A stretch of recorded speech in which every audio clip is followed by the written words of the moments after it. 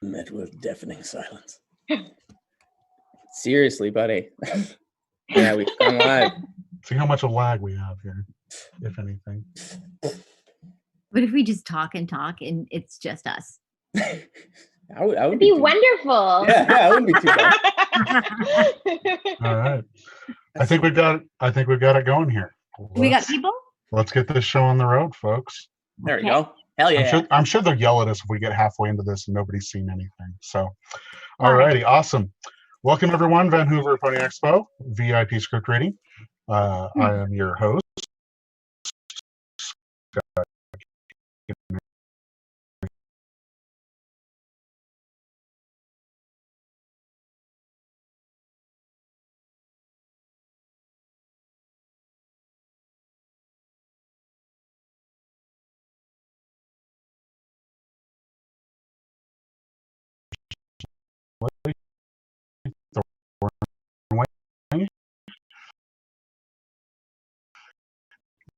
And we have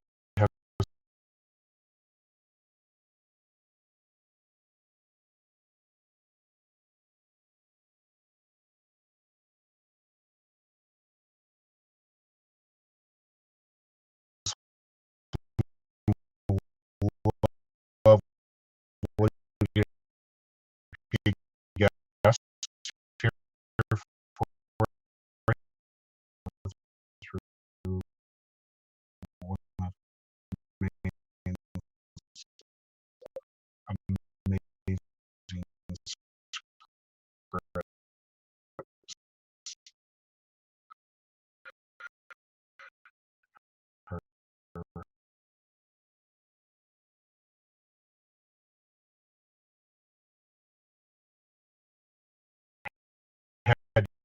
canon of pony is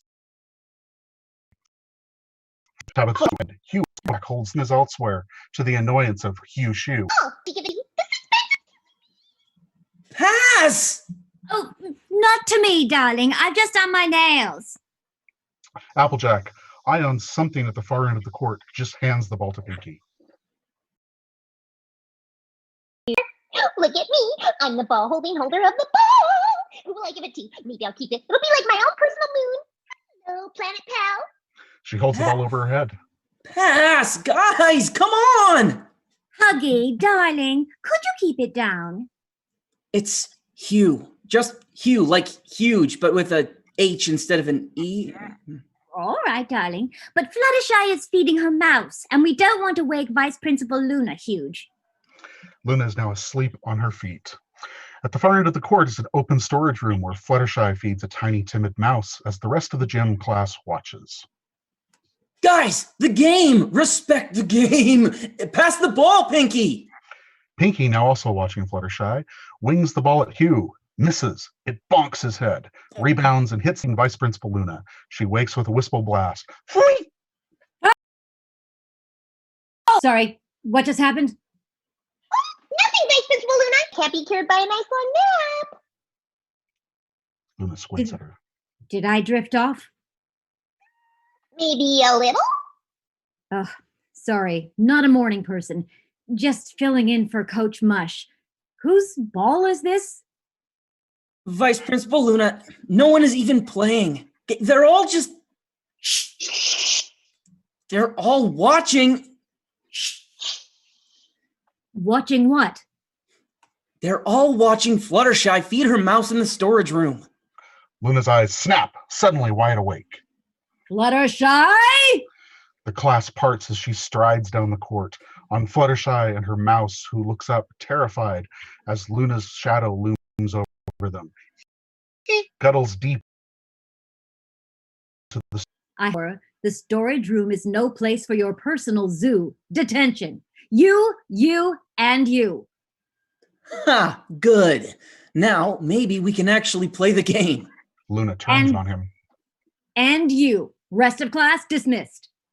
The other students scatter hastily. But I was just... Oh.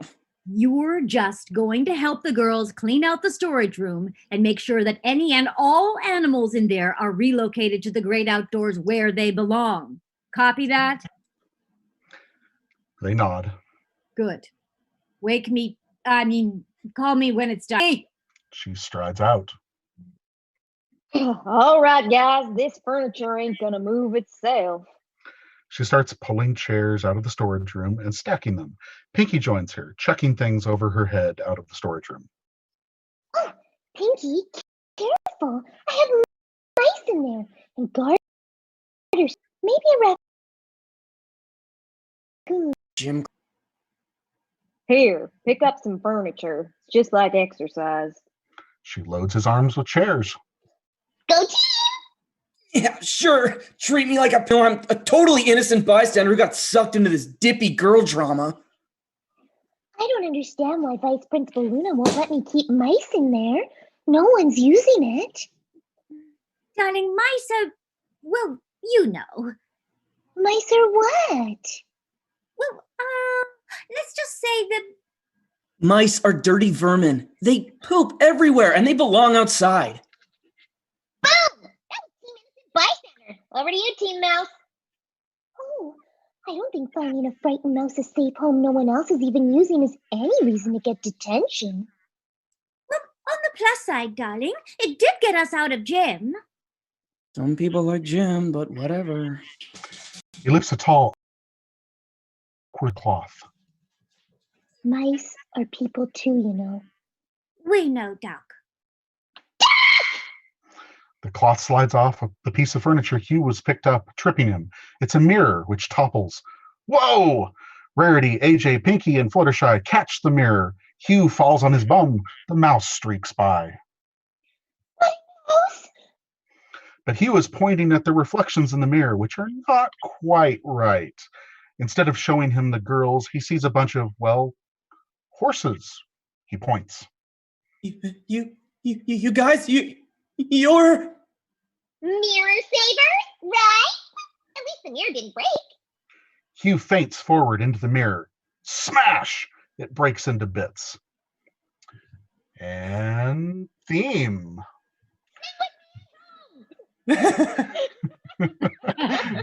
Everybody sing.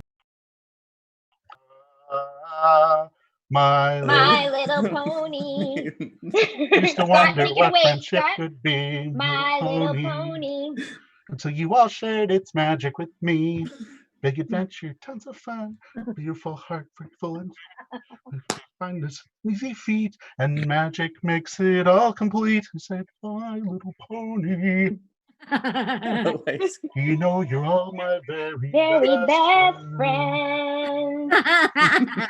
If we were high tech, we could have played it. Right. Oh, no, But we are low tech. we're very low tech. Sorry, folks. We are But you Zoom know, tech. you are our very best friend. And returning to scene. Exterior, Twilight's castle in Ponyville, daytime. The entire castle interior is taped with cotton batting, mattresses, and sheets. We hear tape being applied. Rip! Rarity? Hi, Hugh. I'm a lunar guard. This feels... Are you sure I should do this? Thanks for the help. I know it seems wrong, but Twilight said to cover any hard edges where the princess could hurt herself. Okay. Princess Luna is wrapped in a massive padded sumo suit, to which Hugh adds a crash helmet. She is completely round. Only her eyes and horns show. Hugh winds Luna in tape. Yeah, it sure seems like she's looking at me. Oh, don't worry. She's not. She's sound asleep. Once a year, she sleeps for 2 weeks solid. This year, Celestia can't watch her, so she wanted someone reliable to do it. There's a huge crash and the sound of glass breaking.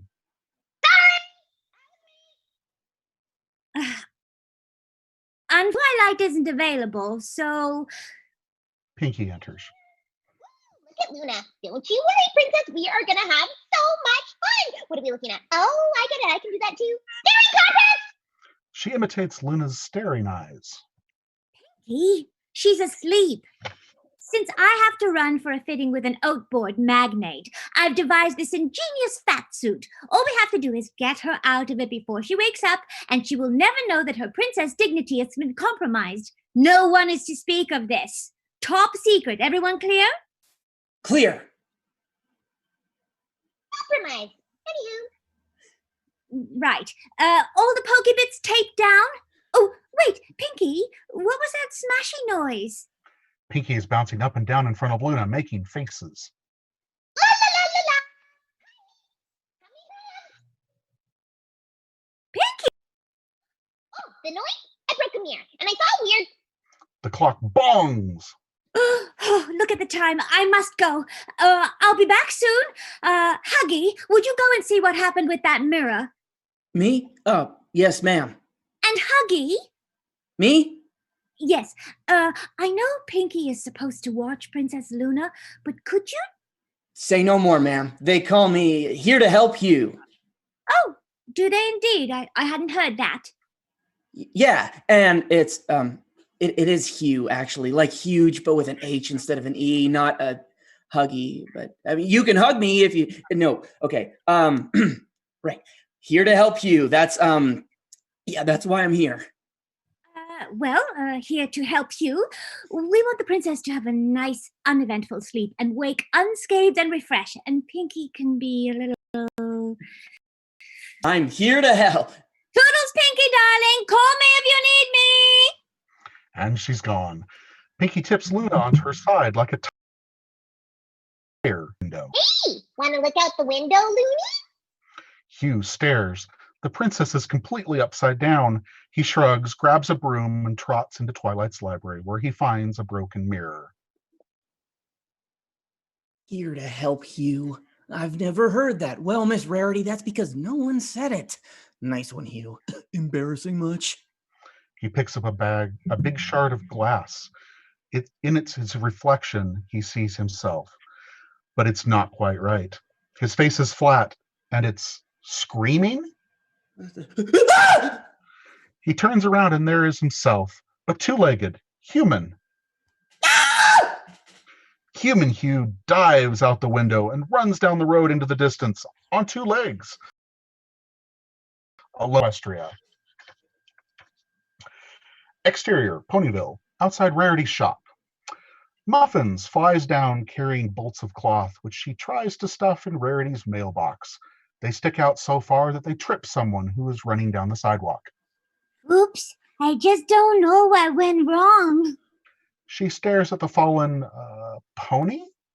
She rubs her eyes. What's wrong with his face? It's flat. Its ears are weird. It's human Hugh. He examines her back and... Seconds later, through her window, Miss Cake glances at her foals playing outside. Mid-run, Hugh stops, staring at them and their tiny pony dolls. What?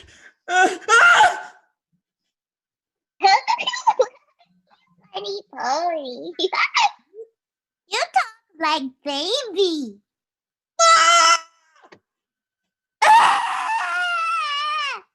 Hugh runs out of town.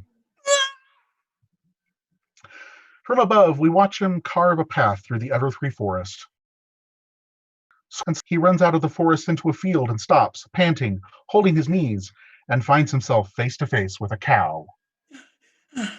Oh, please don't talk.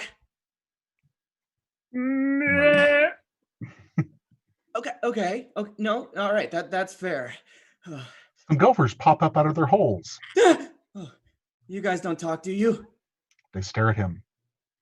Okay, good. Okay. He walks off. As soon as he is gone, the gophers fall about laughing. He continues through an orchard. Phew. For a second there, I thought I was losing my mind.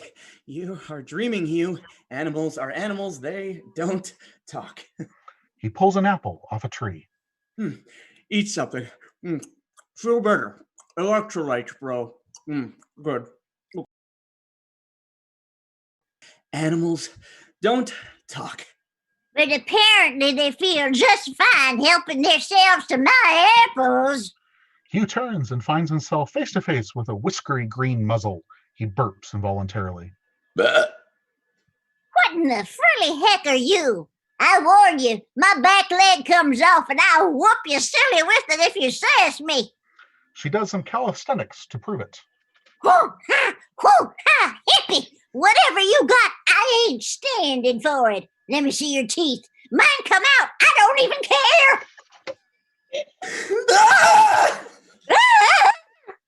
He runs, thump, into the tree. 2 apples fall out and hit Granny on the head. Pink, point. Her teeth fly out and snap on his bum as he flees through the orchard, hitting every tree. Granny's eyes roll back. She drops, hooves up. Hugh runs through a river. Gummy pops up, shocked. Whack! He coughs out a fish. Interior, Rarity Ponyville. Rarity pins a suit on Otis Odorforce. Suddenly they hear a clatter in the back room. Oh, what was that? Oh, don't worry, sir. I'm sure it's nothing.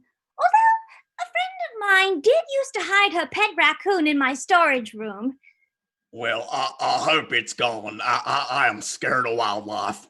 Oh, all gone. Long time ago. His name was Dumpster Crust, and he had a surprising affinity for tweed. Anyway, what do we think? Slim fit, center vent, French cuff? I want something that screams me. Screams. Yeah. Oh, all right.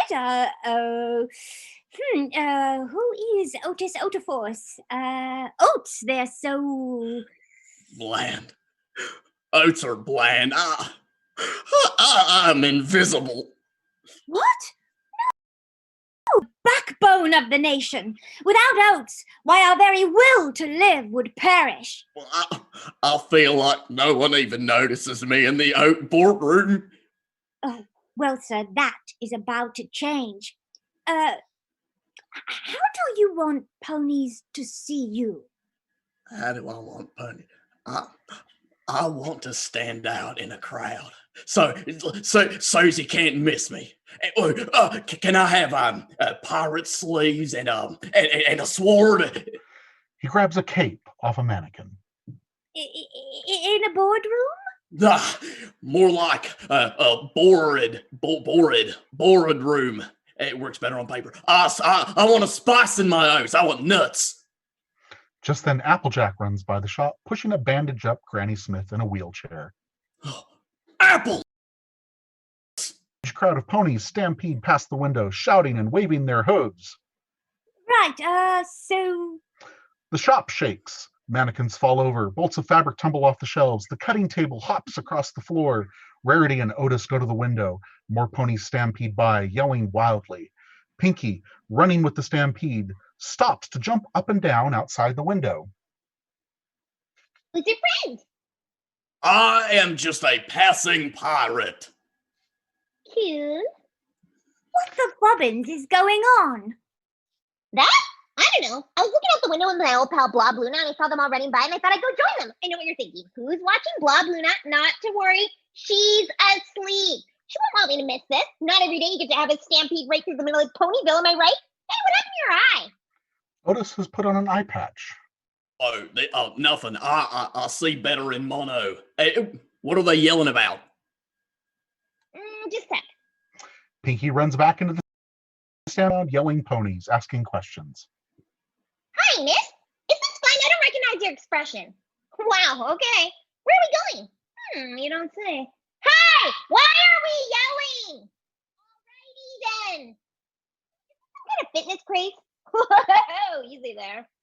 She runs back to the window. Here's a skinny.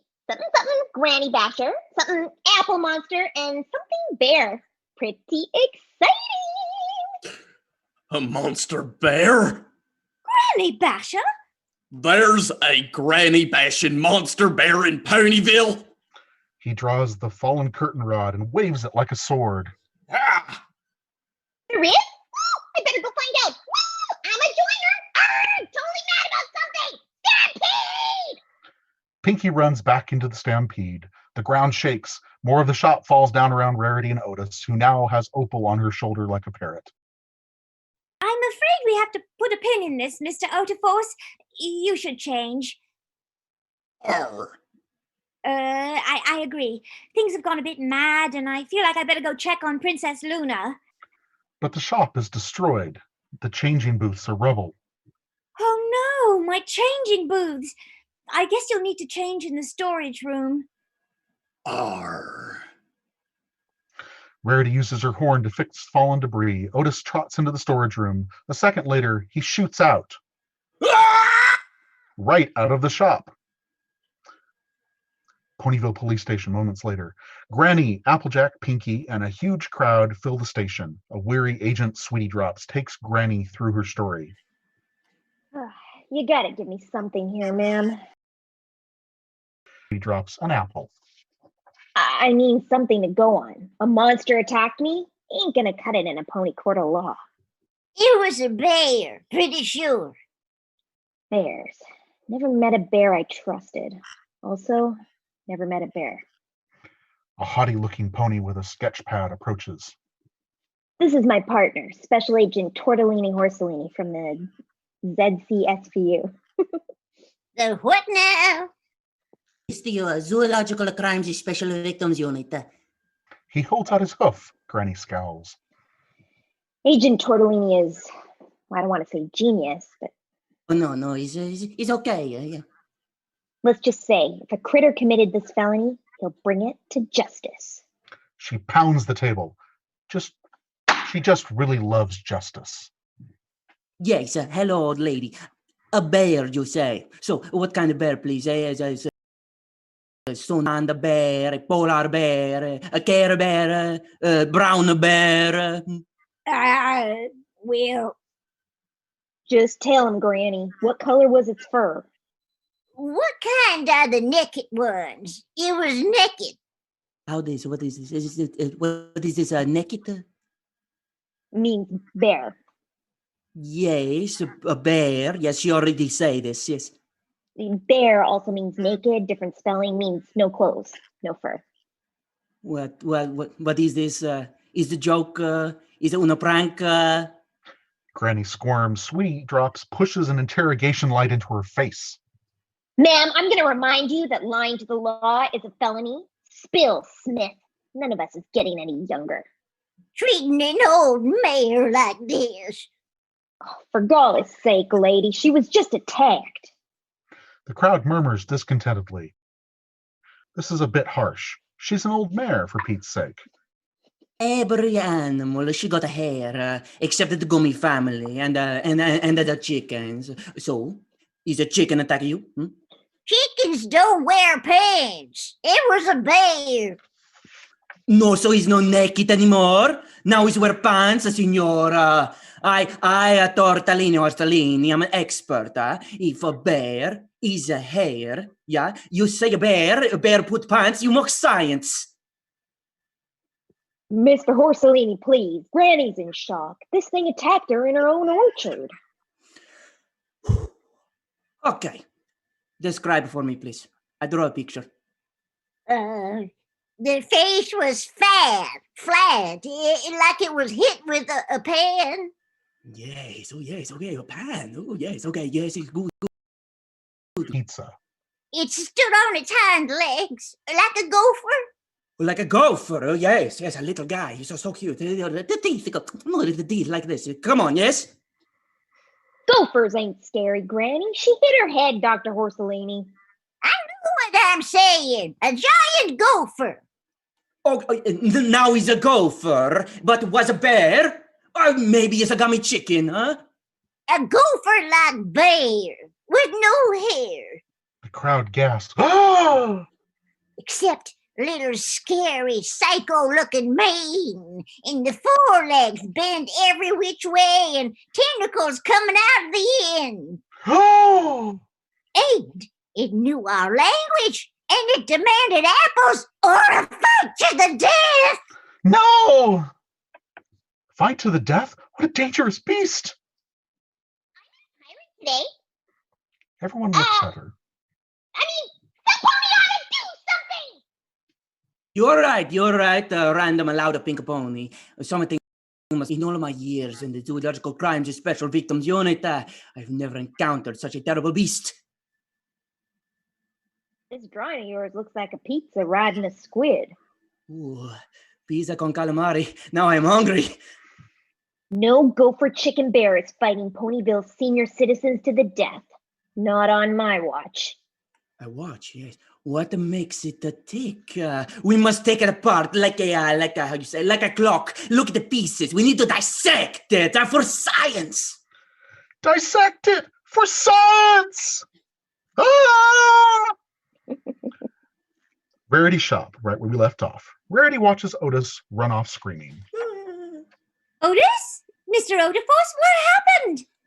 She goes into her storage room. In it, she finds I know what you're thinking, but I'm keeping it. Keeping it? Keeping what? So help me, Fluttershy, if there are raccoons.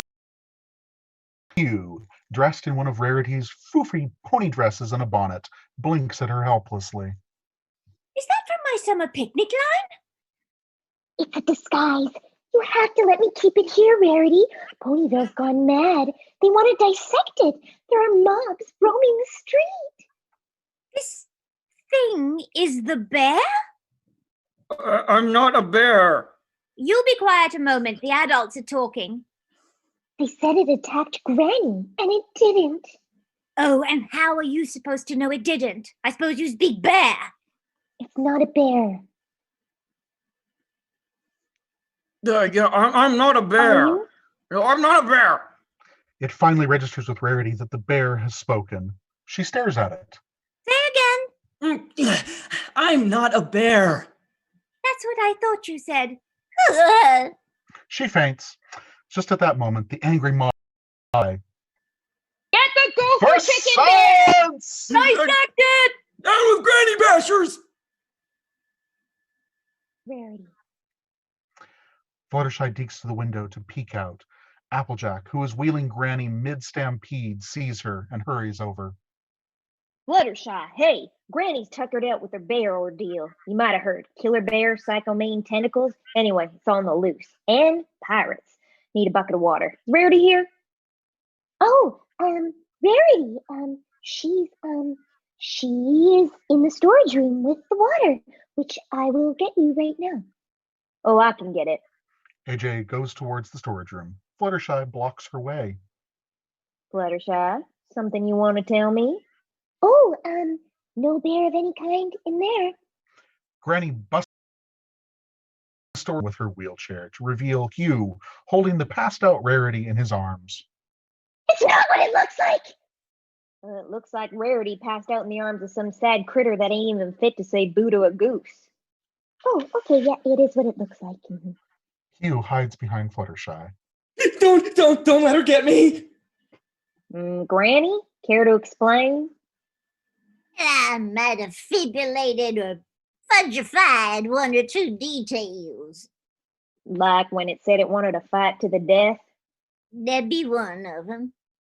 Seriously, you were the one who said you were gonna take off your back leg and whoop me with it, and then you threw your teeth at me.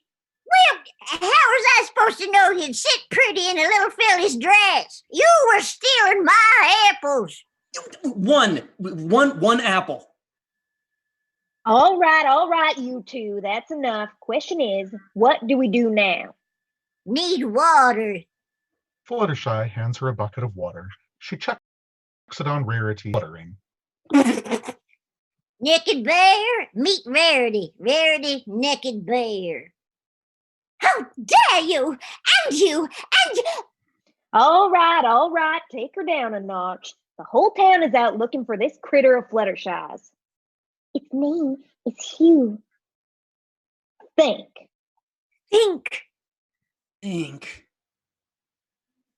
I can't believe you talk. No, you talk. Never mind. I know that now. The shock is worn off. You named it Hugh? Oh, don't be silly. There's already a Hugh here to help you. Wait, Hugh! It has Hugh face. What did you do to Hugh? Nothing. That's another Hugh. It came through the mirror at Twilight's castle. Sounds like some uppity unicorn magic. Well, it's to get back to the castle and stick this thing right back in the mirror. Yeah, I'm right here, guys.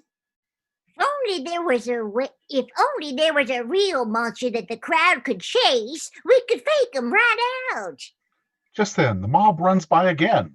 This time, they're just screaming in terror. Ah! Oh, like that monster?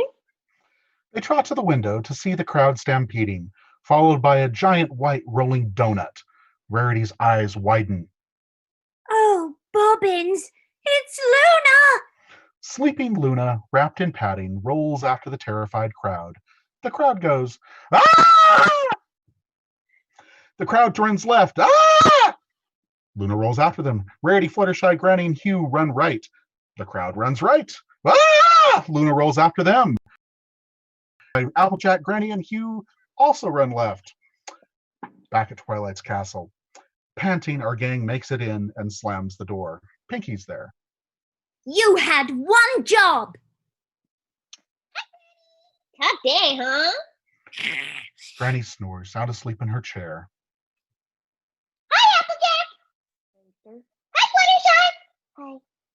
Hi, Monster. What? Oh, hi? Yeah, Rarity. You may notice that there's one pony I totally did not say hi to. Take a minute to think about who that could be, and in that minute, if you could also let any I'm mad at Pinky steam, that would be great. Okay, it's Luna. I left her to go chase the monster. She was leaning against the window. She probably went that way for fresh air, which is entirely natural. Pinky! Wait, Pinky! wait some more. Cream curls gently from her ears. Okay, Rarity draws Beth. now. Wait. I will not wait! Princess Celestia left Princess Luna in Twilight's care, and Twilight left her in our care, and then we made her into a big donut, and she's terrorizing Ponyville. You will go and retrieve said donut, and you will bring it back to the castle, now! Do you hear me? Donut? Pinky, will you get Luna? People think she's a monster. Oh, got it. Okay. Pinky starts to go, stops, stares at Flash in his frock and bonnet. Her eyes narrow. Sorry, Hugh in his frock and bonnet. Seen you somewhere? I think I just have one of those faces. From off screen, we hear, Not enough legs! Not enough legs! while staring at human Hugh, weird, his mouth didn't move. Pinky opens his mouth and puts her head inside, looks around, comes out, saliva drips off her mane. I have no idea what just happened. Anyway, nice dress. Bye! She leaves. The gang trot into Twilight's study, where Pony Hugh sits with a pile of mirror shards. I just need to find the piece with the rest of the legs. Sorry. Fluttershy's pet Hugh, meet here to help Hugh. I'm not a pet, though. You know, Fluttershy, I could do with a pet like this for Opal. She gets lonely being the only animal in the house. I am not a pet, though. Me too. Farm's not a farm without critters. Think it'll like pigs? What the? I am not a pet. We know, Hugh, darling. We're just winding you up. Pony Hugh holds up a mirror piece for Rarity to see. Your legs, I couldn't find them in any of the pieces. I tried to put them back together. I'm sorry, Miss Rarity. I'm a failure. Seems like his mind had snapped, like a sad dry branch that's lost its tree. Oh, poor Hugh. Thanks. Oh, you mean the other Hugh. Ah, yeah, buddy. Feels. It's not your fault. Here to help Hugh. Really? Phew. Also, I lost the princess. Pinky runs in rolling Luna. Guys, I found her! Oh, thank goodness. Let's do it. Fine. Rarity hits the mirror with a blast of unicorn magic. It reassembles perfectly, showing the reflections of human Applejack, Rarity, and Fluttershy. While the ponies are entranced with their own reflections, Luna's eyes begin to flicker. Where am I? Rarity and Pinky look at each other. She mustn't know about the fat suit! Get it off her! Everyone scrambles madly to get the padding off of Luna. Find the end! Guys! Stop rolling her, Pinky! She could know she was a donut! Pony Hugh sees the end of the tape and grabs it. He pulls, and Luna rolls. Whoa, whoa, whoa, ah! Sproing, and emerges from all the wrapping. She shakes her head. Guys, can I just say, if your Princess Luna is anything like our Principal Luna, she is not a morning woken up prematurely. She might go a little cray. So you might want to... In her half-sleep state, Luna sees Human Hugh talking as an alarm clock sounding off. Whap! She smacks him with a blast of magic that sends him crashing through the newly reassembled mirror. Poof! He's gone. Oh, hi. I just had to turn off that annoying alarm clock. I'm not a morning person. Sorry. Pinky presents her with a cup. Not a problem, Princess. Welcome back. Oat milk? Back to the future. Candlelock High, basketball court day. Hugh falls forward, about to crash into the mirror, when the three girls grab him. Whoa! Oh, that was close. Can you imagine how mad Vice Principal Luna would be if we broke the mirror? Hugh looks at them all. Fluttershy is cradling her mouse. You know what? Luna won't hurt her. She was barely awake. I bet she won't even remember. What are you saying? I'm saying that mouse of Fluttershy's is pretty cute. I'm saying sometimes a critter just needs a little shelter, someone to protect them. Let's say we just let this little guy here have his space. Oh, thanks, Hugh. Hey, call me Huggy. Fluttershy Oh. smiles and lets the mouse run into the storage room. They turn out the light. A bunch of animal eyes blink, blink, blink in the dark. Vice Principal Luna's office later. Luna sleeps at her desk. The girls tiptoe in. Fluttershy puts a coffee in her hand. Applejack puts an apple on her desk. Pinky puts down a donut. What is this feeling? Deja pastry. Pinky picks the donut up and looks through the hole at Rarity on the other side of Luna. No, wait. It's the donut boo. It's like they've been here before. The big fat end. Yay! Bravo! Bravo! So fun. Oh, That was great. a good one, Tab. Yeah, that was fun, Tab. So Have to- good. Thank you. I have to comment really quick on two really funny things here. Andrea, that was amazing, switching back and forth between three different pony manes. Oh And Cole, your Italian Horsolini, my god. lovely. So Just funny. bravo, bravo. Oh, funny. Apologies to an entire country. Well, I've if you look at my 23andMe, I'm 52% Italian, so Okay. What? You can sign me off. I can sign off on it. Yeah. Thank you, Scott. Yeah. That was That fun. was folks. so fun. Tab, I loved it. Yeah, that's a So good time. great. So fun. Very nice of you. Thank you. I know it's rare, isn't it? So while we're chatting here real quick, it looks like we've got some extra time here at the end. So we're probably going to be opening it up to some chat questions for our guests. Very If you good. have a question for one of these folks, we will let you go ahead and post that in the chat and get things relayed as soon as those start coming in. So, hi there. I'm a tech person, and I'm here to say that the stream is going to be interrupted for a minute or so while we fix the occasional audio dropouts that you've been experiencing. So, sorry for that. We'll be back momentarily. The ethereal voice said.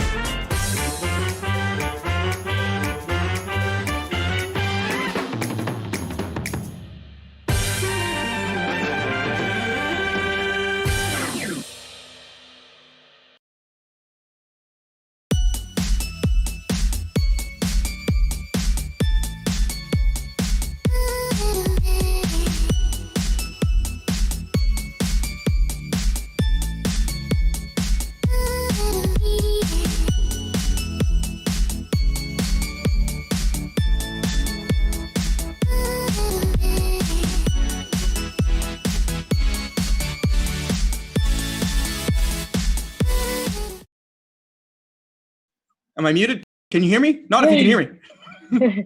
I'm panicking.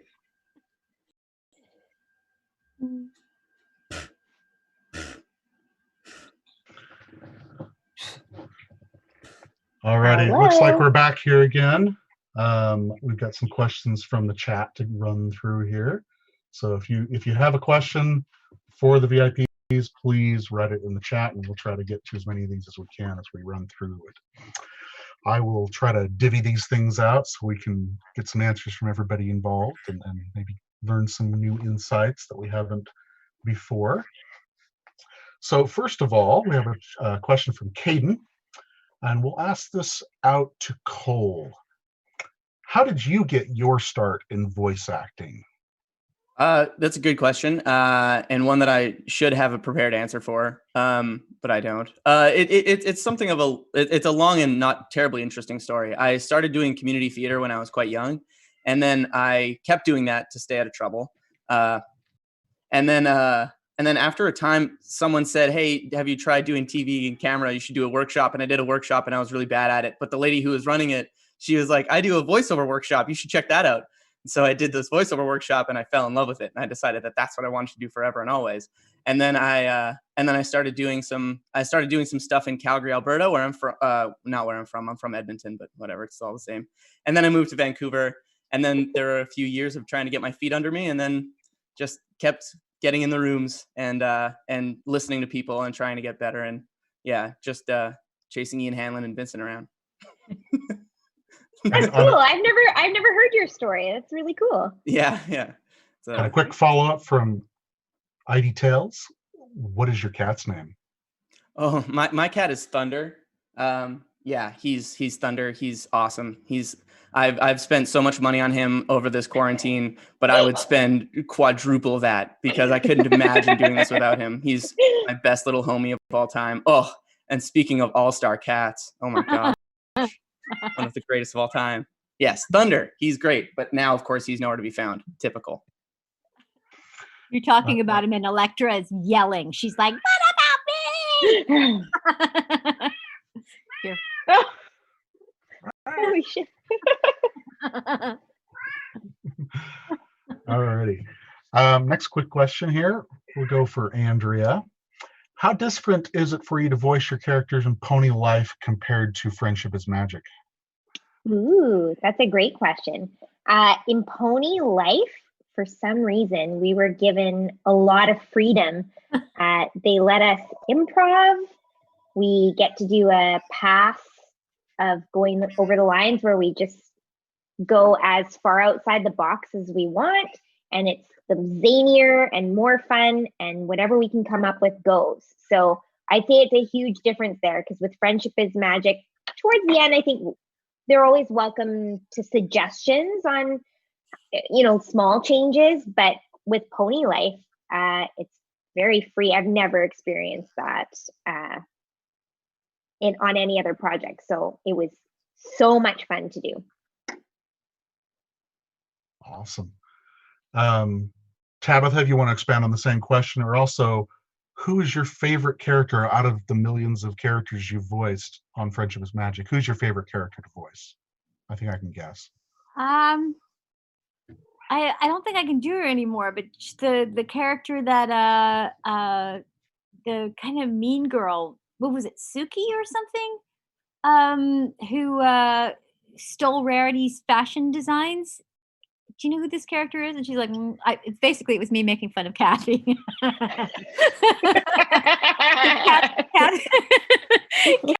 Kathy has this thing that she does. It's just a riff that she does when she's playing, and she goes, yeah. As the chat mentioned, it would be Suri Polymer. Suri, right, exactly. Yeah. So I had that kind of fakey. I just really enjoyed doing that. It was so stupid.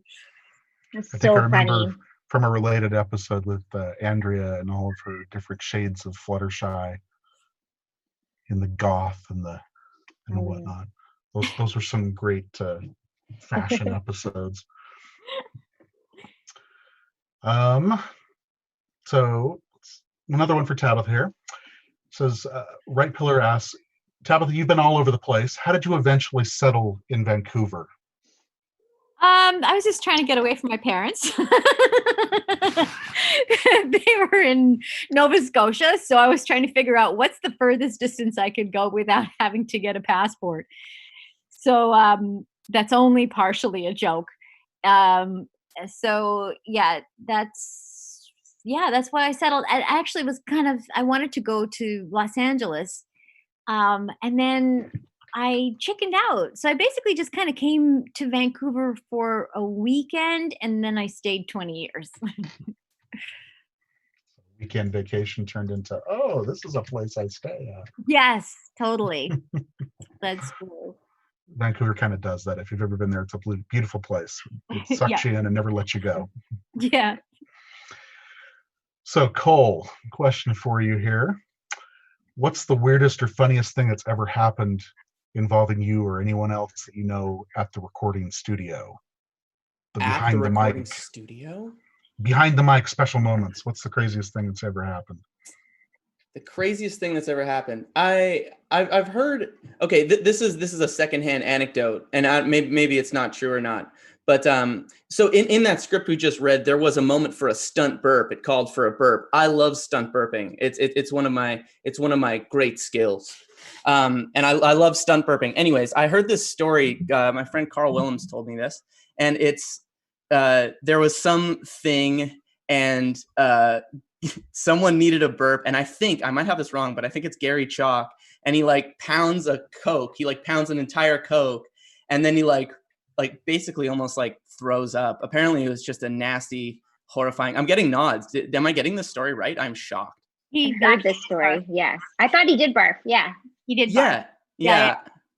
So, anyways, so that I think is I've never witnessed that myself. But there's all kinds of crazy stories like that, like people from the Dragon Ball days, like coughing up blood and shit. It's wild. It's crazy.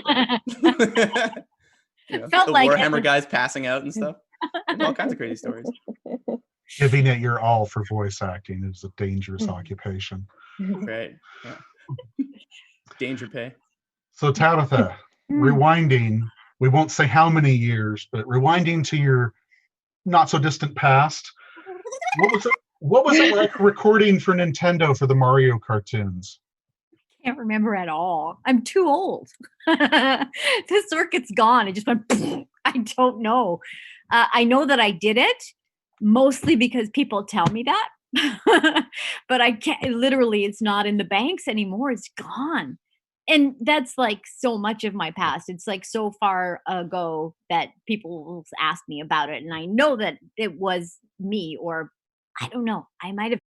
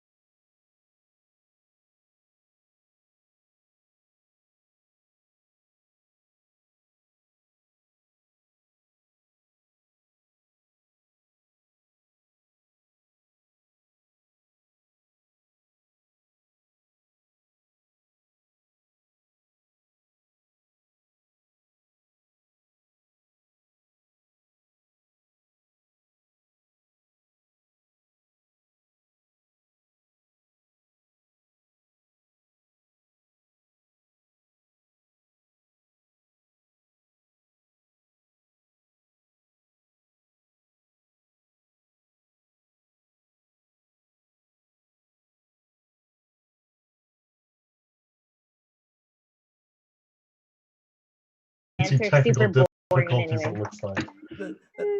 It's like asking like what your favorite kid is. Like you're not allowed to do that. You can't do that. No. Yeah. No. I mean, I'm sure my mom would have an answer for that question. But you shouldn't ask them. I don't even remember my kids. Paulina's kids.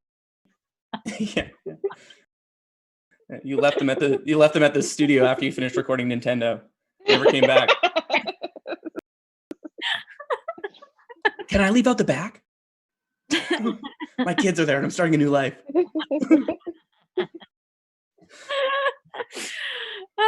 Same thing though. Looks like people... we're back. Looks like we're back. Okay.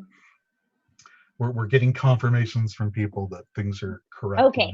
In the chat. So. Well, awesome. We were just discussing. I don't know if you guys heard it or not, but it's almost the like burning question on everyone's mind. Choosing your favorite child. So both are fun in different ways. I love Pinky's zaniness and the things she gets away with saying, which sometimes make no sense. And I love it when she's funny. But I think Fluttershy can be really funny too, especially when she has kind of those kind of biting lines, that side of her personality. And I love how she's shy and people can relate to her. So I love both. So kind of a general question here. Anybody can jump in to answer if they like on this one. Do you ever get together to do these kind of script readings outside of conventions? Do you ever like have a throwdown, some party, somebody writes a script and everybody drops in and lends a voice? We'd be arrested right now if we did that. Outside of COVID days, let's say.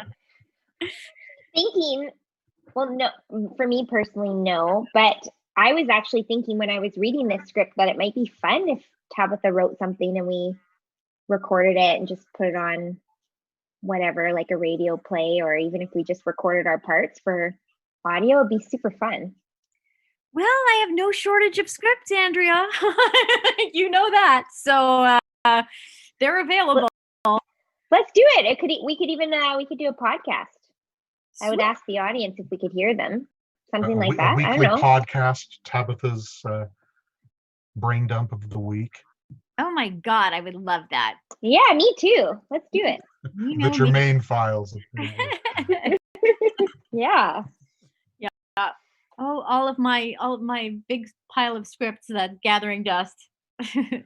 Yeah. I was going to comment that something similar to that kind of scenario occurred with Peter New writing a lovely series of comedic work, The Voyage of the Whifferwall, The Voyage of some craziness ensues. So, but yeah, a bunch of you guys got together and helped put that on, and it's pretty cool. So I was there. You were there. I was there. I was there too. Yeah. I didn't do anything. Yeah. Oh, what a watched. time. Well, a profound difference between my twin Peter, we were born on the same day, and I, is that he understands tech and I do not. I'm an absolute, it's lucky I could turn this thing on. I'm still with the VCR and the 8-track. Laserdisc never died at Tabitha's house. No. She's got a beta. Yeah, Betamax.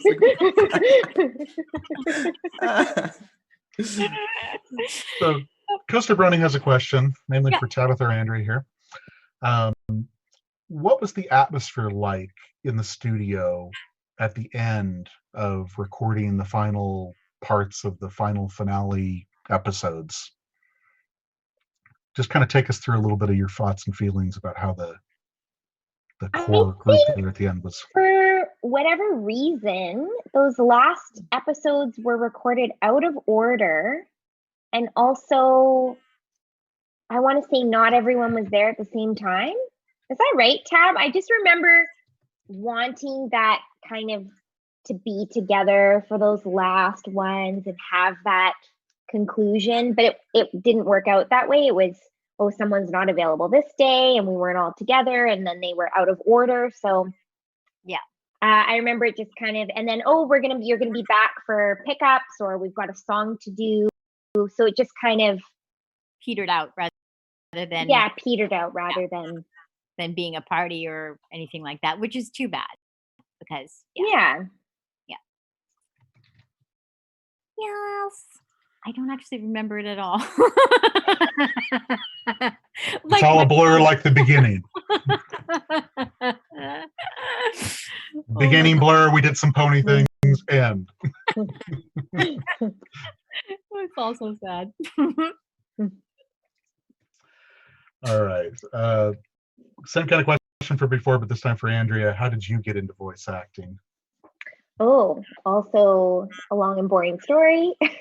Although I loved Cole's story. I started doing on-camera work when I was a child. I went to an audition that was in the newspaper and got an agent and did a few things, like a guest appearance on the X-Files. Oh, my headphones just went. We're dying. And then I started doing voice work because I had an agent, and I did some radio commercials, and I did a series, and I loved it. And then voice work turned out to be just a wonderful way of still acting, but then being able to go to school and do sports and all those things, as opposed to going away for months at a time to film something. So I always kept on doing that, and I stopped doing on-camera work. And I always thought that I would grow up and get my adult voice, and that never happened.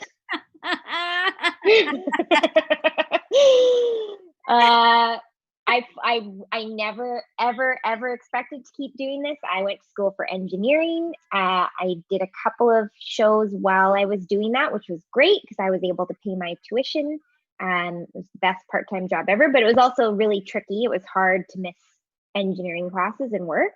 And then shortly after I graduated, I was looking for an engineering job, and I just started getting busy with voice work. And I thought, oh, I'll just keep doing this until it dries up. I'll still do it. So. You have the fallback with the real stuff, right? Once the voice acting thing doesn't work out anymore. Yeah, I mean, I think voice acting is very real, and it's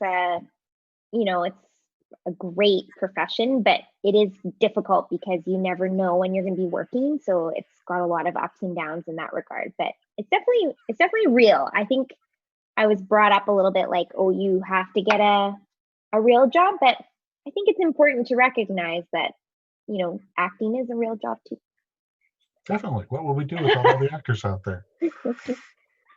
And the cat cameos. I feel secure knowing that if we're in the middle of a record and we need a bridge, Andrea can probably engineer that for us. Yes, out of popsicle sticks. That's what they made us do in school. Popsicle stick bridge competition. I'm serious. Yeah. Oh my goodness. Wow. Yeah. Oh yeah. Big stuff. That's really fascinating. I didn't know that about you either. That's cool as hell. Dang. It's a thing. I'm not an engineer. She's a woman of many talents. So, for Tabitha, we know you recently moved. You uprooted yourself and found some new digs. We wanted to know, how have you gotten on with your new garden? Because we need more pictures. Oh, well, it's not there yet. At the moment, it's a big sea of mud because I moved here in late August, so I couldn't plant and have anything have much longevity. And the front lawn of this place was a sea of gravel because the people that were here didn't want to. They didn't want to deal with gardening, so they just filled it with gravel, and they had like a Japanese style garden. So now, after trial and error, I couldn't get anyone to take the gravel because there were yards and yards of it. So I moved the gravel bucket by bucket into potholes all around Coquitlam. The city thanks you for your service. In the midst of a COVID pandemic, Tabitha has taken to moving buckets of gravel all over the town to fix the variant of potholes and all the non-trail going on. Oh my God. I just rubberneck every time I see gravel. Oh, look, I could put some there. That is some low tier superhero stuff. Like municipal superhero. Yeah. It's like I deal with municipal problems only. Like your bin was off the curb, so I moved it back on. Super tab. So now it's I don't know if you can see, but it's like just mud. Oh, hang on. We'll just do this. It's just mud. Don't Did you drop see your that? laptop out the window. Yeah. Well, so it's mud now, and then it's going to be, I have a whole bunch of stuff to do. So I'm just gradually kind of pruning really trees and ripping out old things. And so we'll see. It's going to take a long time, but it's fun. It's gonna be amazing. So, with all the lovely fun that COVID has presented us with in the past year or so of staying at home and doing nothing, Cole, what new talents have you found or developed in this time of great learning and growth? I know people have started making bread, or have found a love of sewing masks, or just a myriad of other talents that they've never thought of before, but this pandemic has brought out in us Right. to develop our talents and skills. What have you been doing during the pandemic? It's a great question. I think the first thing that jumps to mind is I've become rather adept at identifying my various mental illnesses, which is great. So there's been a lot of that. What actually have I been doing?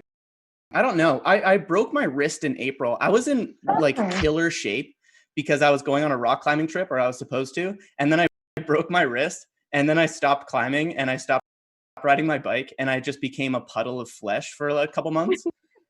And so now I'm trying to get back. I'm trying to get like back on my feet in a very real way. But it's hard, man. The days are short.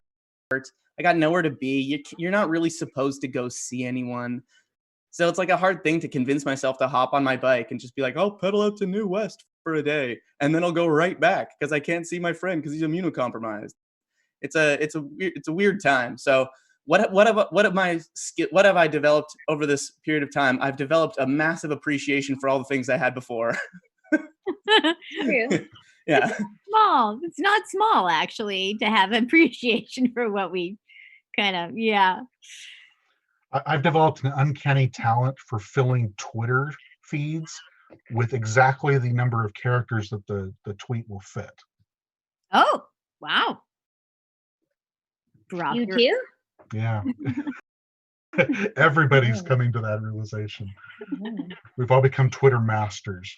I hate that thing. I wish I could quit you. I've become a compulsive reader. I mean, I've always been, you know, this tab, super bookish, but I'm out of control. I read 100 books in 2020. Whoa. Yeah, like real books. That's enviable. I can't stop. What does that translate to per week? Approximately two. 52 weeks a year. Holy Hannah. Can you juggle books? Can you do more than one at a time? I used to not be able to, but now that I have my e-reader, I can. So I always have one audio, one real book. Yeah. Sometimes. Yeah. Is the advice my sister gave me. As I want to be a prolific reader like she is, but I like, I don't know, reading more than one book at a time is really challenging for me. I can't do it. But that's okay. I'll just putter my way through one book at a time. I'll just never catch up to her on Goodreads, and I just need to come to terms with that. Yeah. It doesn't, it's sometimes but I read so much I don't even remember. So I don't even know if it's actually better. It's fun to brag about, I guess. But I just really enjoy it. Like it's been really nice to take my mind and just escape into mostly fiction. Yeah. Well, the places where you can put your mind some of them are pretty thorny at the moment. And I do not enjoy having my attention stapled to these completely deleterious states, like that are just really hard on your nervous system. And plus the thing is factually, like, not everybody is having their nose pressed in COVID or in American politics or in other things. There are stars, and there are fields of wheat, and there are flowers, and there are cats, and there are all kinds of things for our attention that are so much better for our health and our immune systems and for our, for our continuing humanity and, engagement. So I think being in a book, being in anything but like so-called reality, because, there are a lot of realities all overlapping each other right now. And I think choose your adventure. It's totally fair. It's not a cop out. This is the time. Choose your adventure. What do you want your attention to be on? Right? Yeah. Yeah. So, Andrea, if we could get a short little yay from Fluttershy, we have lots of requests. Oh, sure. Yay. You get that? I'll do it again in case it cut out. As many times as you like. Yay. Yay, yay, yay, yay, yay. Yay. Somebody's already made that into a dubstep mix, so Yeah. we're good. Yay. Yeah.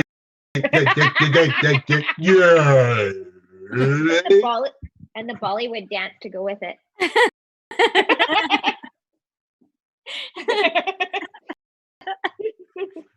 So, follow-up question for you then.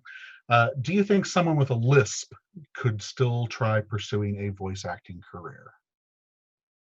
Yes. I have like a really, I don't know if I would call mine a lisp, but there's something. I have a little tiny thing. And look at me. So we are looking at you. Definitely.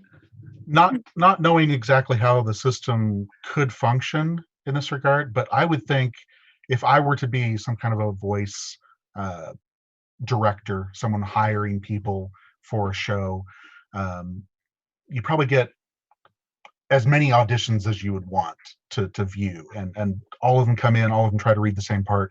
What's going to stand out are those voices that have some kind of a distinctive characteristic or something that has a different flair to add to that character you're trying to fill a role for.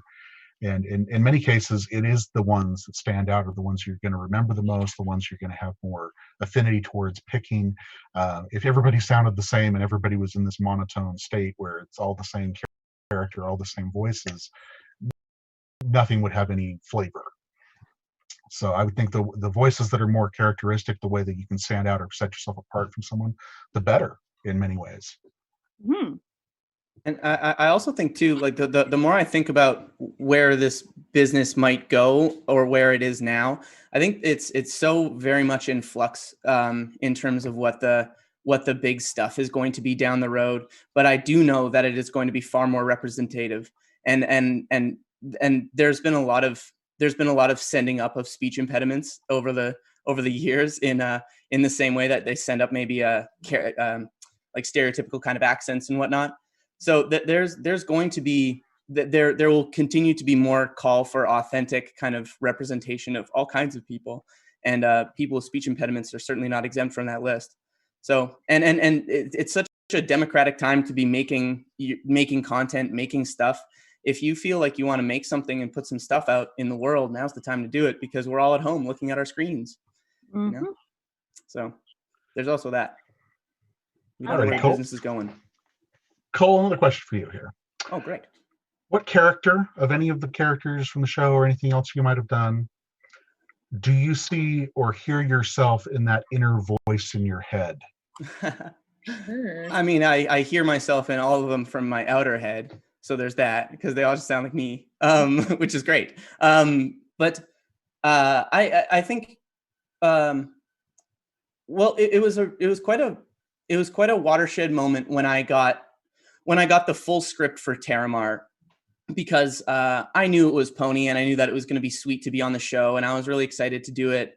But when I read the script and I saw, it's a pony who's clearly, or a hippogriff rather, who's dealing with a divorce. I read that and I saw myself reflected in a representative way that I didn't necessarily know I was missing. And so it was cool to open it and be like, oh, this isn't, it was already Pony, so it wasn't going to be just a job. But I picked up the script and I was like, oh, dang, like this is something that I can legitimately put myself into. You know, it would be great if I was like, I see myself in Spider-Man, but I don't. But I do see myself in Terramar. I think he's he reminds me a lot of myself when I was a lot younger and trying to sort out things that adults were doing that didn't make much sense to me, and still continue to confuse me. Mom. No, I'm kidding. But yeah, so I think Terramar, I think that's a safe answer here, and I think it's also a true answer here. So we nailed it. It's an awesome answer there. I know I couldn't have asked Tabitha that question because there are so many voices in her head that she doesn't remember. Nothing ever comes clear. So I think we're getting to wrap this up here, guys. I'm going to ask one more question, and then we'll let these folks go. Andrea, for Pinkie Pie, if she would have any other pet than Gummy, what pet would it be and why? And possibly, what would this name be? What would she name the pet? I don't know. Gummy is just so perfect because he's just balances her out perfectly. I don't know. Is Pinkie a cat person? No, because that's Rarity, right? There's already. I don't know. What do you guys think? Like an obnoxious parrot that copies her own voice, which would be so irritating. I like that idea a lot. And gets her in trouble all the time. Yeah, I was thinking like what's really contrasty. I mean, I like the parrot a lot. Yeah, that's more similar. Well, also, so this was for Pinkie, not for Fluttershy. Sorry, for Pinkie. For Pinkie. Fluttershy loves all the animals. Yeah, but a parrot for Fluttershy would be pretty good too, like an inner voice. You know what I mean? For Pinkie, a parrot that's not shy to ask all the questions. Yeah, I don't know. For Pinkie, I kind of see, you know, like when you're at the dog park and there's the one dog that's really, really out of control. You know. Yes. Yes. Yeah. Totally. Yeah. A hyena. That's good too. Yeah. Laughing hyena. Alrighty, guys. Well, we really appreciate your time, and thank you all for joining us here. It's been a great experience to share this once again with all of you. Thank you to Tabitha for a wonderful script. Thank you to all of you. Thank you. Thanks for great making this a part of your narrating. Saturday. And we will turn it back over to the lovely folks at Vanhoover Pony Expo for the rest of your day. Awesome. Thank you, everyone. Thanks, everybody. Bye for now. Bye. Be safe.